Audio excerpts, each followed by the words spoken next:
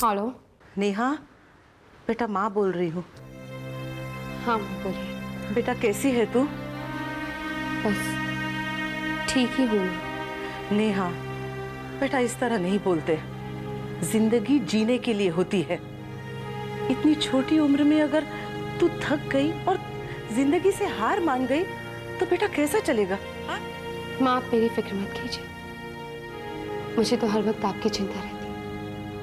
माँ देखो, गलती से भी आप पापा और निकिता की गलतियों को माफ मत कीजिएगा। नहीं नेहा, मैं जिंदगी में ये गलती दोबारा कभी नहीं करूंगी। लेकिन नेहा, तू भी बेटा जिंदगी में फिर कभी ऐसा कदम मत उठाना जो तुम्हारी जिंदगी के लिए खतरा बन जाए। माँ मैंने ऐसा जानबूझकर नहीं किया। कई बार आपने, आपके आसपास के हालात आपसे ऐसा काम करवाते हैं जिस पर आपका कोई बस नहीं होता। अगर अगली बार मेरी जिंदगी और मौत का सवाल आए तो मैं मौत को ही चुनूंगी, ताकि मेरे जीते जी अनचाहे लोगों का नर्क नहीं सहना पड़े। नहीं नेहा, हालात के सामने जो हार जाते हैं उन्हें कमजोर कहा जाता है, और मेरी बेटी कमजोर नहीं हो सकती। बेटा तुम तो मेरी ताकत हो। अगर तू हार गई मैं तो बिल्कुल अकेली हो जाऊंगी। हाँ अच्छा सुन नेहा, तूने दवा खाई? खाती हूँ माँ। तू पहले दवा खा ले, मैं बाद में फोन करती हूँ, ठीक है? ठीक है।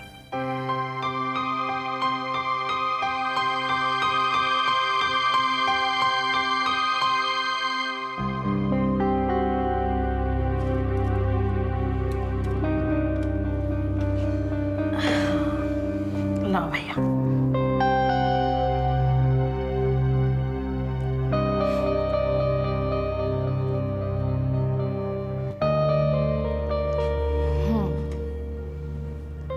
पूरा दूं आधा दूं? राम राम राम। भगवान मेरे भैया को खुशियां दे, ढेर सारी दौलत दे, सुख शांति रखे तुम्हारे जीवन में, जो मांगो सो मिले। सच में विद्या, तुम्हारी दुआओं की बहुत जरूरत है मुझे। लो कर लो बात भैया। क्या मेरी समझ में नहीं आती है बात? भाभी का गुस्सा, उनका टेंशन, नेहा की परेशानी। आप बेचारी नेहा अभी भी बहुत डिप्रेस्ड है दीदी। अभी अभी उसकी और मेरी बात हुई है। उसकी आवाज में बहुत बहुत दुख और दर्द है। लो कर लो बात भाभी। देखो बुरा मत मानना, एक बात कहूं, कहते हैं कि शुभ दिन पे सब चीजें शुभ शुभ होनी चाहिए। जरा ऐसी बातें ना हो तो अच्छा ही है। दीदी, नेहा की हालत देख के मुझे एक बात तो समझ में आई है, जिंदगी का क्या भरोसा दीदी। घर में बस सुख और शांति होनी चाहिए, लेकिन सुख और शांति आपको तब मिले ना जब घर के लोग आपको हैरान और परेशान ना करें। लो कर लो बात भाभी। आज तो तुम्हारा गुस्सा काफी कम दिखाई दे रहा है। गुस्सा करके फायदा क्या दीदी? मुझे बस घर में सुख शांति चाहिए, मन की सुख शांति चाहिए बस, और कुछ नहीं। राम राम, मुबारक हो भैया। भाभी के गुस्से का तूफान कुछ थमता हुआ दिखाई दे रहा है ना? मेरी दुआओं का असर हो गया देखो। सच में विद्या, ये तुम्हारी दुआओं का ही असर है। लो कर लो बात। राम राम, तुझसे क्या मांगती हो, तू क्या कर देता है? दुआओं का असर है। राजीव बेटा, अगर नेहा को कुछ हो जाता तो क्या तुम खुद को कभी माफ कर पाते? नहीं ना बेटा। समीर को लेकर पहले इस घर में इतनी परेशानियां हैं कि अब मैं और परेशानी बर्दाश्त नहीं कर पाऊंगी। बेटा मुझसे एक वादा कर, तू नेहा को कभी दुख नहीं देगा, उसे कभी कोई शिकायत का मौका नहीं देगा। मैं वादा करता हूँ माँ कि मेरी वजह से आपको कोई शिकायत नहीं होगी, लेकिन मेरी बात का विश्वास कीजिए कि बेटा नेहा को तुझसे शिकायतें हैं ना, वो माँ बनना चाहती है। बेटा उसकी भावना की कदर कर। ठीक है माँ, नेहा को कोई शिकायत नहीं होगी। ठीक है, तू अगर मुझे तसल्ली दे रहा है ना तो मान जाती हूँ। बेटा आज मैं समीर से मिलने पुलिस स्टेशन गई थी। वहाँ शिनॉय भी मिला था, पर समीर का रवैया तो जिंदगी के साथ वैसा ही है, कुछ नहीं बदला। वो समझ नहीं पा रहा कि कितनी बड़ी मुसीबत में फंस गया।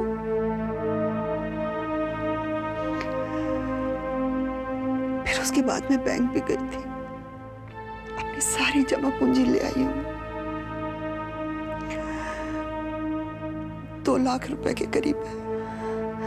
बेटा तू किसी अच्छे से अच्छे वकील को अपॉइंट कर। बस एक बार समीर की जमानत हो जाए बेटा, तो फिर हम सब मिलकर उसे समझाएंगे, उसे इस जुर्म के रास्ते से चलने से रोकेंगे बेटा। माँ मैं आपके दुख को समझता हूँ, आपकी भावनाओं की कदर करता हूँ, लेकिन आपको क्या लगता है अगर समीर जमानत पे छूट भी गया तो हम लोगों की बात मानने वाला है क्या? ऐसा कुछ नहीं होगा माँ, क्योंकि वो जुर्म के ऐसे दलदल में फंस चुका है कि उसके लिए बाहर निकलना मुश्किल ही नहीं नामुमकिन है। नहीं राजीव नहीं, ऐसा नहीं कहते बेटा। समीर तेरा भाई है बेटा, अगर तू ही उम्मीद छोड़ देगा तो फिर उसका तो भला कभी नहीं हो पाएगा। राजीव बेटा मुझसे वादा कर, तू समीर के लिए कभी हिम्मत नहीं हारेगा, कभी उम्मीद नहीं छोड़ेगा। बोल राजीव, राजीव बेटा बोल ना। ठीक है मम्मी, मैं वादा करता हूँ कि कभी हिम्मत नहीं हारूंगा।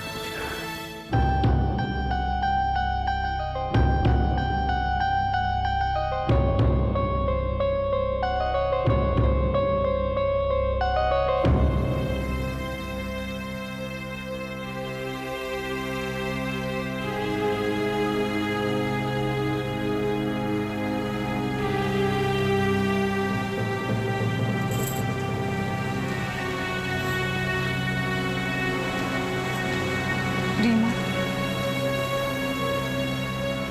मैं तुमसे बात करना चाहती हूँ। रीमा, जो कुछ भी हुआ उसका मुझे बेहद अफसोस है और मैं तुम्हारे लिए कुछ भी नहीं कर पाई। इस बात का ज्यादा अफसोस है। बस बस, ज्यादा हमदर्दी दिखाने की कोई जरूरत नहीं है। देखा इसका क्या चरित्र, पहले तो भड़काकर अपने भाई को यहाँ बुलवाती है, ये सब कांड करवाती है, ऊपर से हमदर्दी जताती है। अरे मेरी रीमा की खुशी देख ही नहीं गई तुझसे, बहुत बुरी नजर है तेरी, इतनी बुरी कि अस्पताल में वो मनहूस खबर सुनने को मिली डॉक्टर से। मम्मी जी, कौन सी मनहूस खबर? नहीं रीमा बेटा, वो तो जो कुछ हुआ ना मैं उसके बारे में कह रही थी। दीपक तू उसे अंदर ले जा। चलो रीमा अंदर चलो, आराम करो सब। हाँ मम्मी जी, लेकिन आप वो कह रहे थे ना कि तो आराम करने में खबर सुनने को मिली। नहीं कुछ नहीं, तुम अंदर चलो, खुशी बात चलो। दीपक कहीं ऐसा तो नहीं कि तुम लोग मुझसे कुछ छुपा रहे हैं? कुछ नहीं छुपा रहे। क्या बोल रही थी मम्मी जी? मम्मी ऐसे ही बोल रही है, कौन सी डॉक्टर ने खबर? बताई थी बात।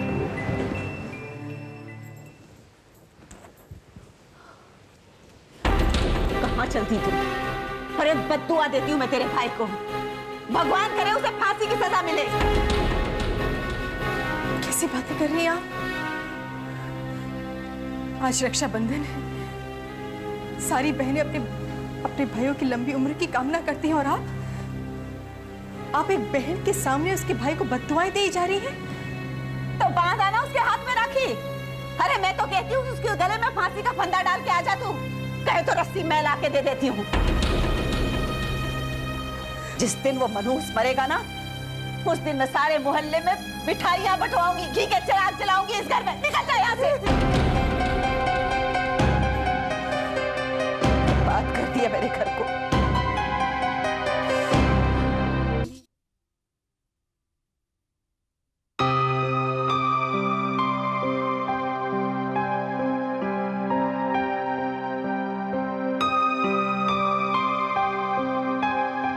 भैया,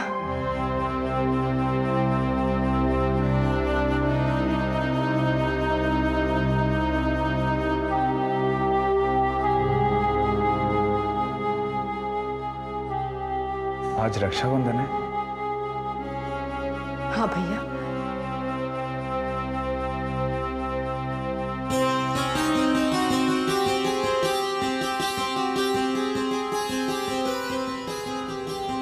भैया काश मुझे ये राखी इन हालात में ना बांधनी पड़ती। पर तेरा भाई तो इन हालात में भी तेरे सर के ऊपर हाथ रख सकता है ना। वैसे यहाँ आने से पहले तुम अपने प्यारे भाई राजीव को तो राखी बांध कर ही आई होगी, क्योंकि सबके प्यार का पहला हक तो उसी पर है ना। ऐसी बातें मत कीजिए भैया, मेरे दोनों भाई मेरी आंखों के तारे हैं। इस बात की बहुत तकलीफ है कि आज मेरे हक और मेरी खुशियों की वजह से आप इन सलाखों के पीछे खड़े हुए। तुम अपने आप को दोष मत दो। ये तो मेरी ही कमजोरी है कि मैं अपनी बहन की आंखों में आंसू नहीं देख पाता। शालिनी, मैं तुमसे जो कहने जा रहा हूं वो ना तो मैं गुस्से में कह रहा हूं और ना ही अपने होश खोकर। तुम दीपक को अपनी जिंदगी से दूर कर दो। करण की आंखों में मैंने तुम्हारे लिए बहुत प्यार देखा है, उसके प्यार को अपना लो। तुम्हारे इस फैसले को मैं सहमति देता हूं।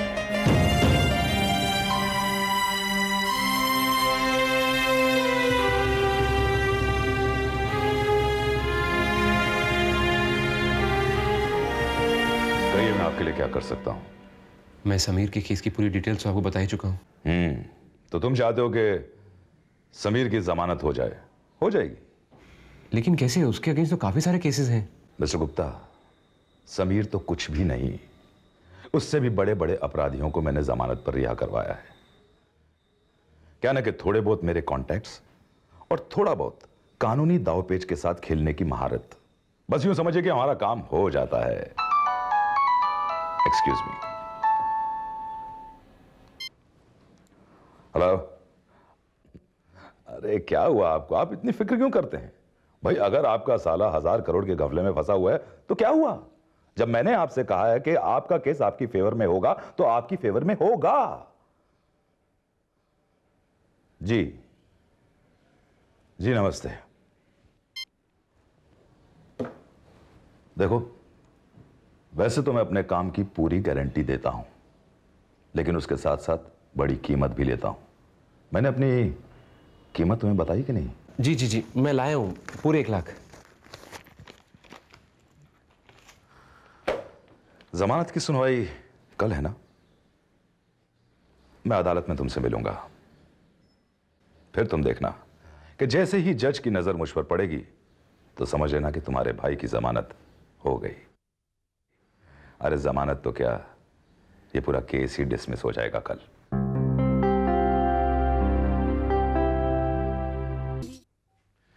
सॉरी सॉरी सॉरी शालिनी, मुझे आने में थोड़ी देर हो गई। एक्चुअली मैं समीर के केस के सिलसिले में लॉयर से मिलने गया था। भैया, समीर भैया की जमानत तो हो जाएगी ना? अरे मैं इंडिया के बेस्ट लॉयर से मिलके आया हूँ, एडवोकेट त्रिपाठी। उनको मैंने केस सौंप दिया है, मेरे ख्याल से सब ठीक हो जाएगा। तुम समीर को मिलके आई? हाँ, उनसे मिलने गई थी, वहां से सीधा यहाँ पर आ गए। चलो, अब मुझे भी जल्दी से राखी बांध दो।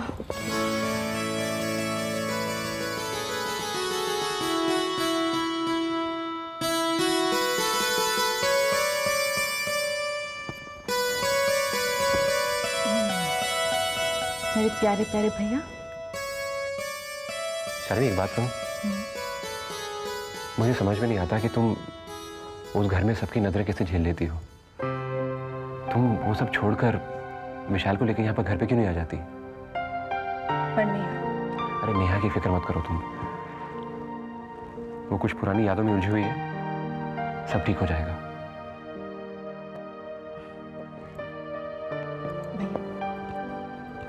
पहले समीर भैया की उलझन को सुलझा ले, फिर बाद में सारी उलझनों को सुलझाते रहेंगे। तुम फिक्र मत करो, सब ठीक हो जाएगा। काश ऐसे ही।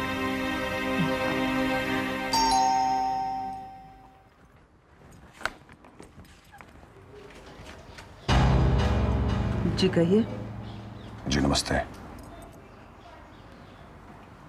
मेरा नाम वीर है।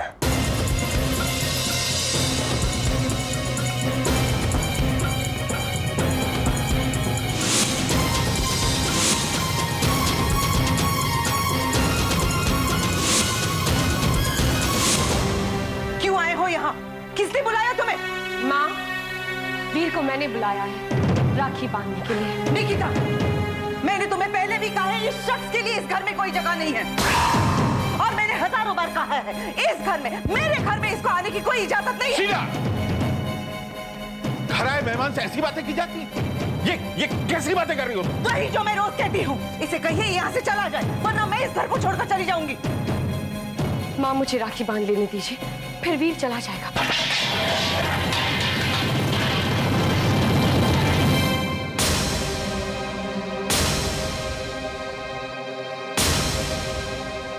ये क्या किया तुमने शीला? इस घर में कोई नए रिश्ते नहीं जोड़े जाएंगे। वीर को इस तरह बेइज्जत करने का आपको कोई हक नहीं है। और वीर को भी इस घर की दहलीज पर पैर रखने का कोई हक नहीं है।